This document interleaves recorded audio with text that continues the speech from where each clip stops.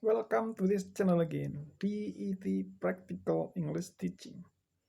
Well, this time I'd like to explain you about object pronouns. The form of object pronouns is different from subject pronouns. Well, please listen and repeat after me. Me, you, him, her, it, us, and them. It is the form of objective pronouns. Example, he likes me very much. You don't know me so well. He doesn't understand him. She loves him so much.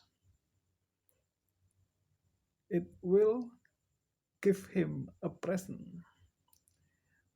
We will be with them. They will talk to us. Okay.